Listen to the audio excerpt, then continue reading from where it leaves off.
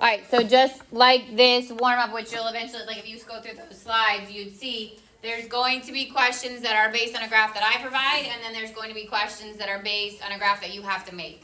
Okay, so when we get through the rest of the notes today, we're actually going to double back and we'll do the rest of this warm-up. But for right now, so it says use the graph to answer the following questions. The first thing says to find f of 2. So I'm going to look at my graph. I want to locate where my x is 2 and then give the corresponding y. So which y corresponds to an x being 2? 4, good. And you're just giving that value. Then 2 says find domain and range. So remember, domain is left to right, and because this is cut off by the edges of the graphs, we assume there are arrows there, which makes my domain what? All real numbers, negative infinity to positive infinity. And it makes my range what? All real numbers, negative infinity to positive infinity, because it's going from the bottom all the way to the top. Okay, obviously if either of those had stopped short, I would stop or restrict my domain or range. Number 3 says to find the values of x for which f of x equals 0. So now I'm looking for where this graph hits or crosses through the x-axis, and it happens twice. It happens at 0 and it happens at 3. And remember, for values of x, we literally just list them. If it had asked for intercepts, then we would put it in coordinate point form. But if it's asking for those values, we just list them. Number 4 says state which intervals on the graph are increasing or decreasing. So as I move from left to right, if I start at the top of my graph and I come down to the first place, it switches directions. Okay, that would be decreasing. And I would give that range from negative infinity, because it would go off that line, down to where the x is, and that's 0. So decreasing negative infinity to 0. Then it changes and it increases. So it increases from 0 to 2. And then it goes back down. It decreases again from 2 to positive infinity. And I would put a union between them to show that it's both of those places. Questions on increasing or decreasing? Remember, it's always this x values. Grace? Increasing and decreasing can never have brackets because a point can't be increasing or decreasing.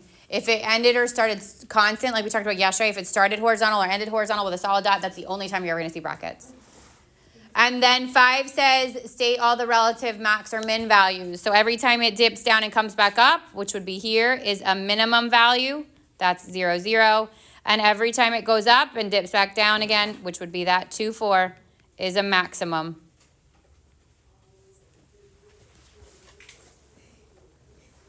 Questions? Raise your hand if you got them all right. Okay. How about 4 out of the 5? Okay, good.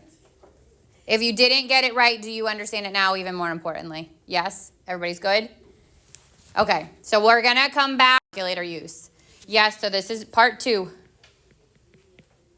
from what we did yesterday.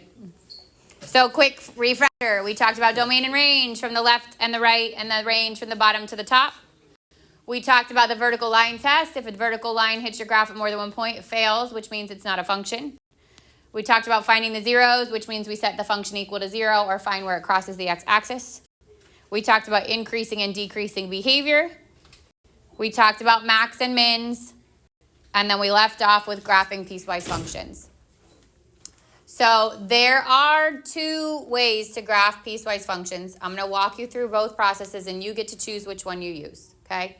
I honestly do a mix of the 2 sometimes, depending on the question itself. But the goal here is to graph a function in which for the values of x less than 0, it looks like the top equation. And for the values where x is greater than or equal to 0, it looks like the bottom function. So one way to do this is to graph that function in its entirety and then erase what you don't want. So if I do that, I would get y equals 2x plus 3 is my first equation. That has a y-intercept at 3. And my slope is 2 over 1. So I go up 2 and to the right 1, or down 2 and to the left 1. And I would graph that full line. Now I cannot leave that full line because that line should only exist where x is less than 0. I still start it at 0, but because it's less than it, that means I'm going to start it with an open dot.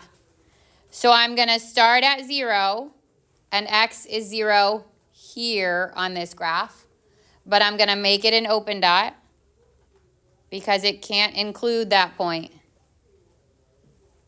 And then I would only keep the values that are less than 0 for my x, which means only the values that go left of that point.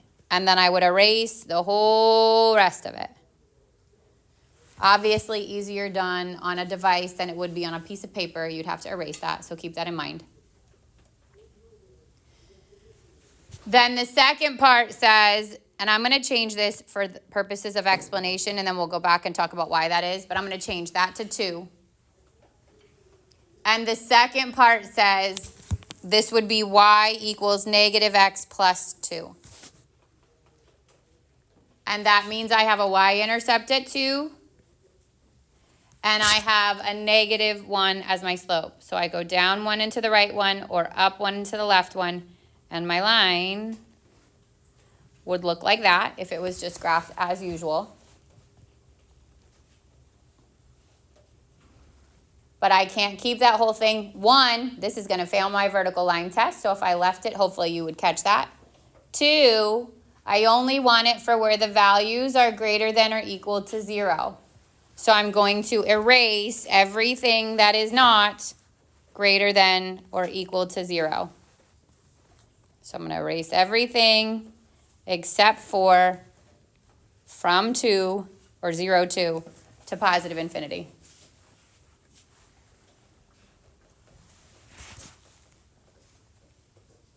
Questions so far? This is a function. It's told to me as a function to begin with. So if at the end it would fail my vertical line test, I know I did something wrong.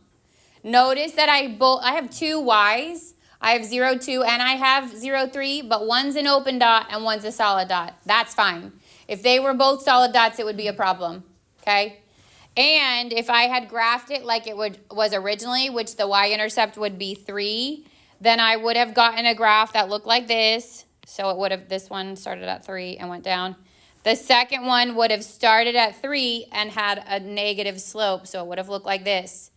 And that is also fine. The solid dot overtakes the open dot, but there's not 2 solid dots on the same y-intercept, okay? So they can overlap, you just can't have 2 different y's. Okay, so now the second approach to this is to graph it.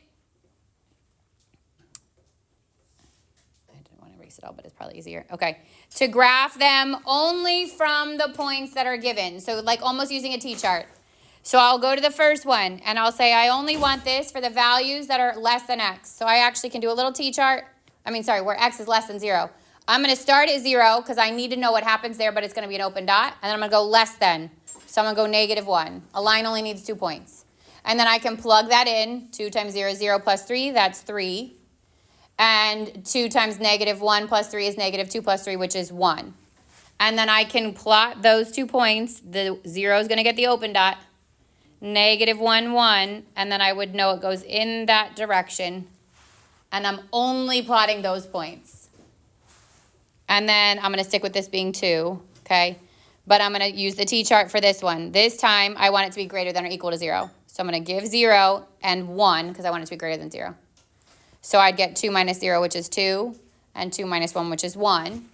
And then I can plot those points. 0, 2 now gets a solid dot. 1, 1 gets a solid dot, and I would continue on in that direction. So 2 different methods. You choose how you do it, okay?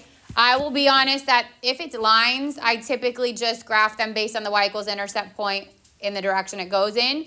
If it's a graph that you're not really comfortable graphing yet, so if this is parabolas or square roots or absolute values that you're not really that comfortable graphing yet, that's when I plug in points. So in this next question, which we'll do, I almost do a hybrid of those 2 methods. You try it. So start to graph. Again, the top being a line, the bottom is now a parabola. But graph your piecewise function. You can use either of the methods that we just talked about. All right, so it says obviously sketch the graph. For the first one, I'm going to do y equals 2x plus 1, but I only want it for where it's less than or equal to negative 1. So if I plot my line, I'd start at 1, and my slope would be up 2 and over 1 or down 2 and left 1, and my line would look like this. I only want the values where it is less than or equal to -1, so I go to where x is -1, which is here, and I'm going to go down 2 and to the right 1 from there, and my line looks something like that, a little bit shaky, but something like that. And I want to erase the rest. Then the second one says x squared minus 2, where x is greater than -1. In 1-4, we're going to review our transformations, and those may have helped you graph this a little bit more accurately. But let's say you don't know exactly what this looks like, especially not at -1 or the value of -1. So what I would do here is I would take and I would plug in -1 and then things greater than -1, which means 0 and 1. When I plug in -1, I get 1 minus 2, which is -1. When I plug in 0, I get -2. And when I plug in 1, I get -1 again. So I know at -1, my coordinate point's -1, and it would have been an open dot. So if I had just graphed that by itself, it would have been an open dot there. And then 0, -2, and 1, -1, and I know it's a parabola, so it's going to do something like that on the right-hand side. Now, because one of those points is solid and one of those points is open, it stays solid. And it would still pass my vertical line test. I can still draw vertical lines through this, and it's not going to intersect it at more than one point. Questions? Yeah. So if it's an open dot, is it equal or not? If it's an open dot, it's not equal. Yep. We're good? Yes? All right, so like on your test, you're going to get a question that combines this part of piecewise functions with the other one. Like if I asked you to tell me the value of f of 1, okay, you can either use your equation. I would know to pick the one that's greater than -1, or I can use my graph, right, which is probably faster. F of 1 from the graph would be what? -1. Does everybody understand that? Yes? A room full of mutes. Yes? Okay, all right, good. Here first, and then we'll go back to there because I think it's easier to explain this way. The last thing in this section is called even and odd functions, okay? There are functions that are even, there are functions that are odd, and there are functions that are neither. And these take on the characteristics the same as your symmetry characteristics. So if a function is even, then they are symmetric to the y-axis. Something like a parabola that's on the axis would be even. An absolute value would be even if they're on the y-axis still, not if they're shifted off, but if they're on the y-axis. It could be up or down, but not right or left. So even y-axis. Something is odd if it has symmetry with respect to the origin. So if you think about it, O and O, origin and odd. And this would be something like a cubic function, where whatever is in the top can be reflected like over the x-axis and then over the y-axis, and it would overlap. Or something like a y equals x line. These would be symmetric to the origin, which makes them odd. The difference between even, odd, and y-axis and origin symmetry is that when we say even and odd, we're already saying it's a function. So it's like it already passed the function test, and instead of saying it's a function that has symmetry to the y-axis, we would say it's a function that's even. But they mean the same thing. Now, what type of symmetry is missing from this slide? We have y-axis symmetry and origin. What are we missing? X-axis symmetry. What does it look like if something has x-axis symmetry? It's over the y. So it'd be something like, for example, like this. Yes? Now, why is this not part of my functions? It would fail your vertical line test, right? So that's why there is no such thing as anything other than even and odd. It's not like there's another thing with x-axis symmetry. So 1, that wouldn't be a function. 2, there also can be something that has neither even nor odd, right? So you can have something like this, which is still a function, but it's not even because it's now shifted over, and it's not odd, okay?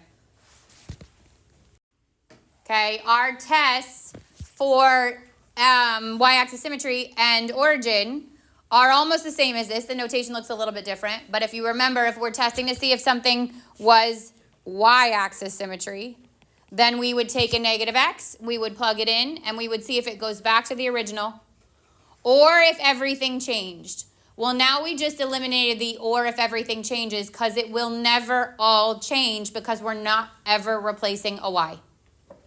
There's no y to replace, if that makes sense. So if I plug in the negative x and it goes back to the original, then it passes the y-axis symmetry and it also is even.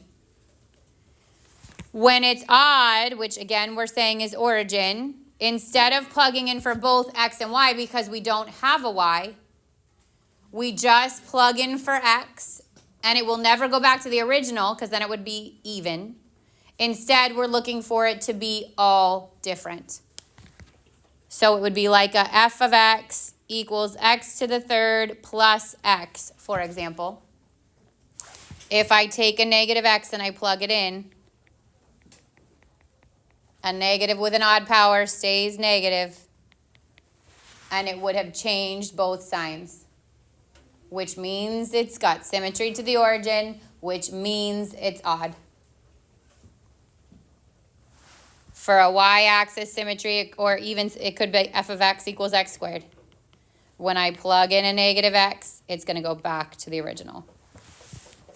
So y-axis, which is even, with a function, you're just making sure it goes back to the original. And origin, which is odd with a function, is making sure they all change signs. It cannot be both, because then it would have symmetry to the x-axis, and that would fail your function test. Questions so far? All right, example 6 says, graph the function and determine A, if the function is even and odd, and B, intervals for which f of x is greater than 0. Use the graphing utility to verify. So here we're going to go back and even review like section C2, which is good because that's on your test as well. If I didn't have my graphing utility and I knew nothing about this, then I would start by graphing with the tools that you were given then, which are your intercepts. So I'm going to start with my y-intercepts because those are the easiest. I'm going to plug 0 in for x, and I get 4. So when x is 0, y is 4. Then I'm going to find my x-intercepts. How do I do that? Plug in 0 for y, which is our f of x. So 0 equals 4 minus x squared. And I got 2 options from here. Who can give me 1?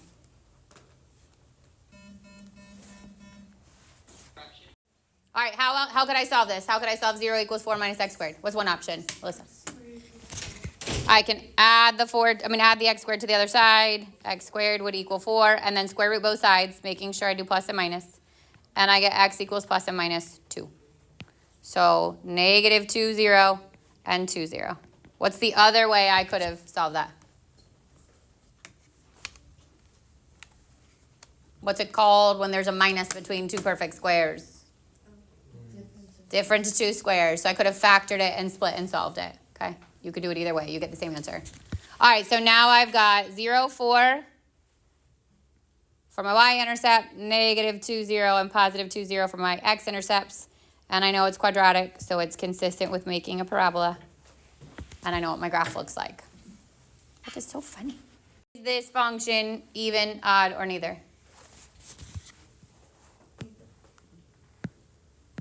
What are you looking for? You're looking for y-axis symmetry or origin symmetry. Does it have either of those? Yeah, what's it got? Y-axis symmetry, which means even.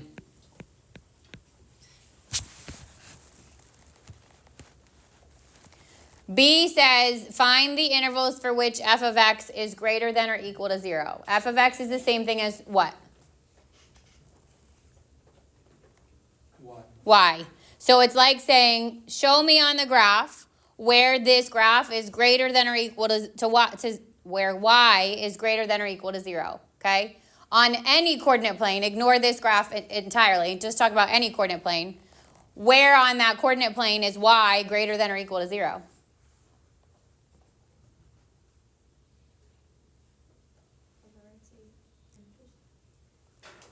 What quadrants would y be bigger than 0? 1 and 2, the top part of my graph, yes? Okay, so I'm saying basically, describe the part of your graph that falls anywhere in the top half of this, which is from here to here. And it's an interval, so we're going to put it in interval notation. It said greater than or equal to, so I'm actually going to include where it hits the x-axis. So the interval for where f of x is greater than or equal to 0 starts at -2 and goes to +2. And it includes both of them because it said or equal to.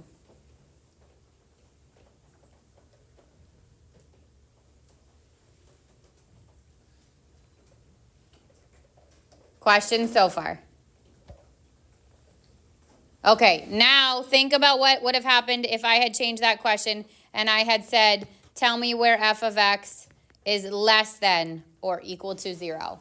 What part of my graph would be less than or equal to 0? The bottom part. How would I describe those two little parts? This guy and this guy in interval notation. Okay, does it get a bracket or a parentheses?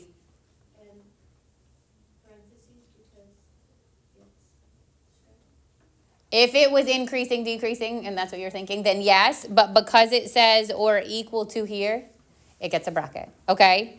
And then union, and then it picks back up where? Good. Everybody understand that?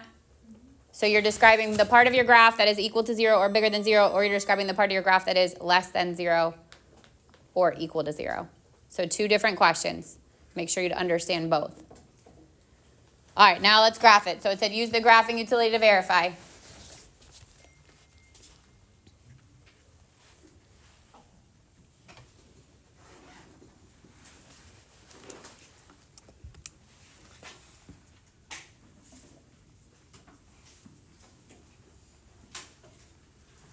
All right, so my graph is 4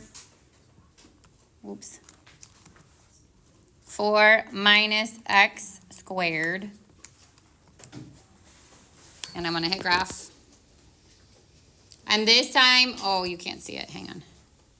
It's nice and clear. It crosses right through -2 and +2.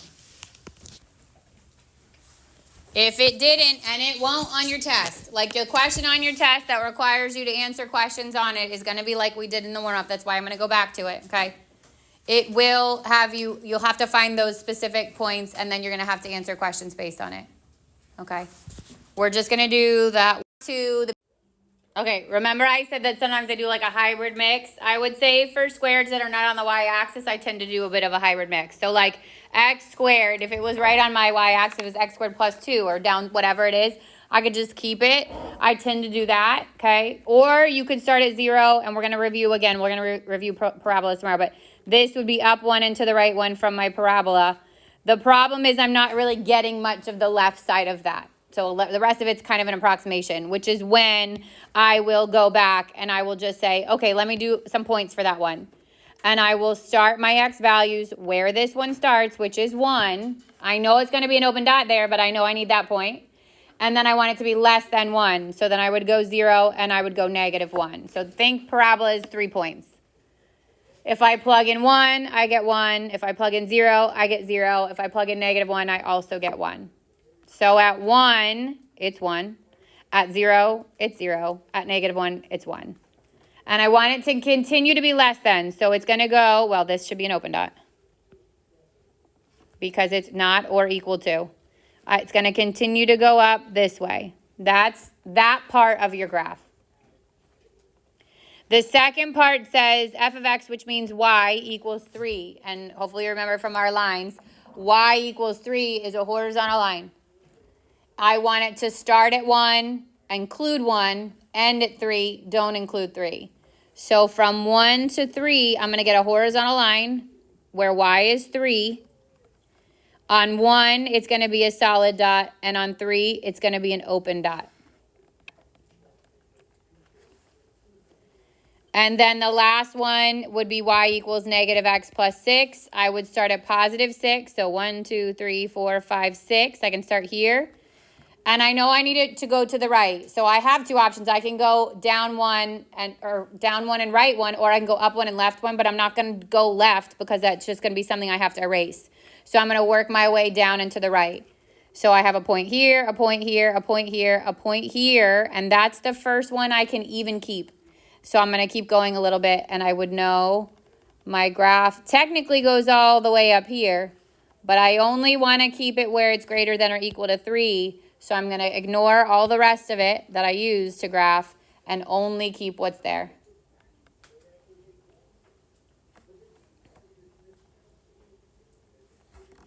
Questions?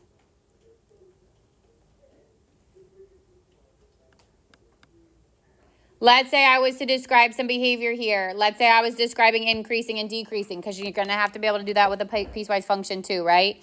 This part of my graph would be decreasing. So I would say it's decreasing from negative infinity up to where the x stops there, which is 0. Then it's increasing here. So I would say it's increasing from 0 to 1. Then it's constant on my horizontal line. So it's constant from 1 to 3. And then it's decreasing here from 3 to positive infinity. So from any graph, you could be asked increasing, decreasing behavior, domain and range. Obviously, like even and odd, these are going to be none. But it's anything like that could also ask those questions. Questions on anything 1-3 related? Yeah.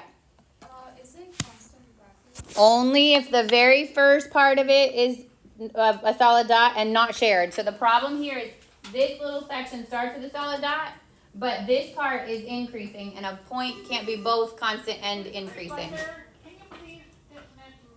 Piecewise functions, and then if your equation starts with a negative, you have to use this button to start it. So I have to use the one under 3.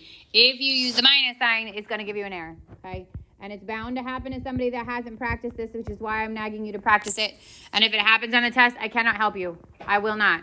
So if you get to an error and that's what it is, and it's because you haven't practiced it, that one's on you. If it starts with a negative, it has to be that button. So now when I graph it, it looks like this. So my domain is the bottom to the top. In order to get that top, my domain is my left to my right.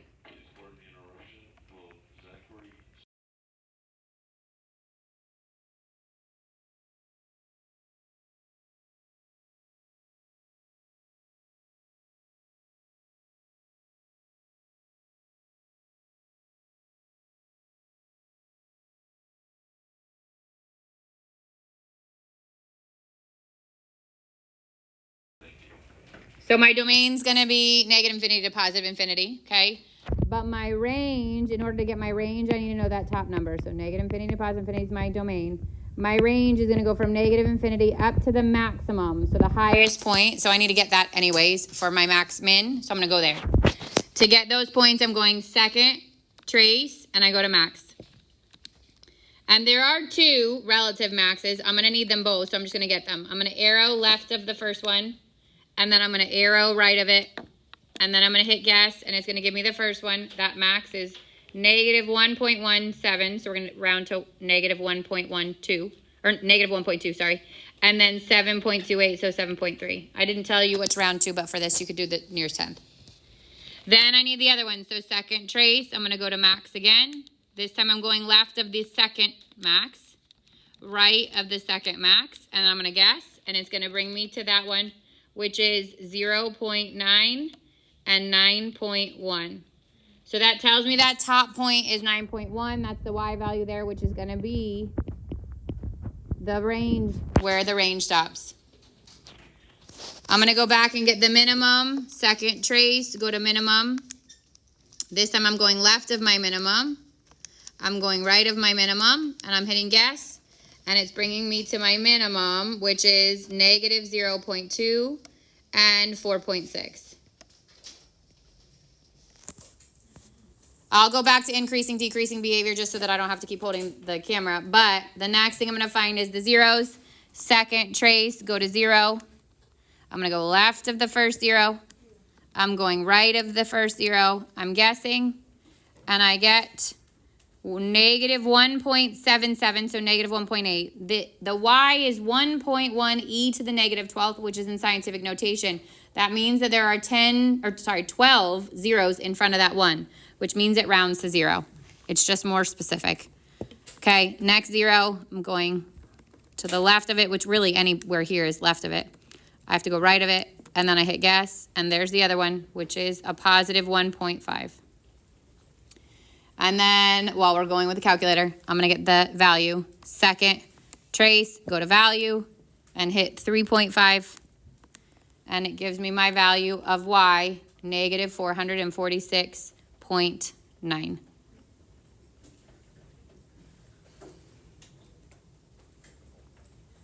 Okay, so to go back to increase and decreasing, and on your test, I'm going to give you like a little graph so you can write this out if you want to.